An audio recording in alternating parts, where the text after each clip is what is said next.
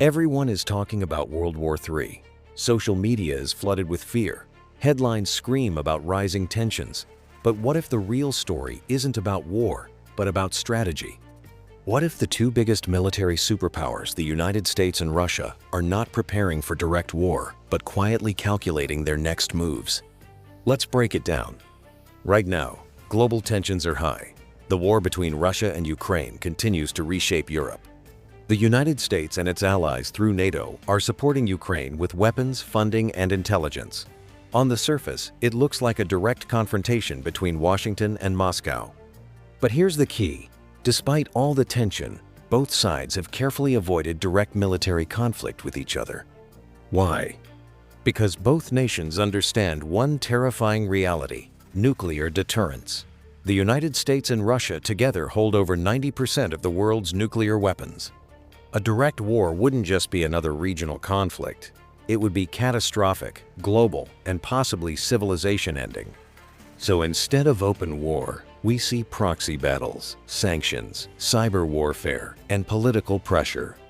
The US strengthens alliances in Europe and Asia. Russia strengthens ties with countries that challenge Western dominance. Military drills increase, defense budgets rise. But at the same time, communication channels remain open. Diplomats still talk. Military hotlines still function. This is not accidental. It's controlled tension. History teaches us something important. During the Cold War, the United States and the Soviet Union came dangerously close to nuclear war during the Cuban Missile Crisis. But at the last moment, both sides stepped back. That crisis shaped decades of cautious rivalry. Today feels similar, but different. The battlefield has changed. It's no longer just tanks and missiles. It's energy supply, cyber attacks, AI technology, economic sanctions, and global influence. Russia uses energy as leverage. The US uses financial systems and sanctions as power tools. Both are competing, but carefully. Even in Ukraine, NATO troops are not officially fighting Russian forces. That line has not been crossed, because once crossed, escalation becomes unpredictable. Another reason both powers are cooling something is economics. A full-scale war between the US and Russia would crash global markets overnight. Oil prices would skyrocket. Supply chains would collapse. Inflation would explode worldwide. Neither Washington nor Moscow benefits from that level of chaos. Instead, we're seeing strategic positioning. Russia wants to secure influence in Eastern Europe and push back against NATO expansion. The United States wants to maintain global leadership and protect its alliances. Both sides are testing limits, but avoiding the ultimate trigger. There's also China in the picture. While the US and Russia compete, China rises economically and militarily. A direct US-Russia war would shift global power dramatically, possibly in Beijing's favor. Both Washington and Moscow know that. So what are they really doing? They're playing a long game.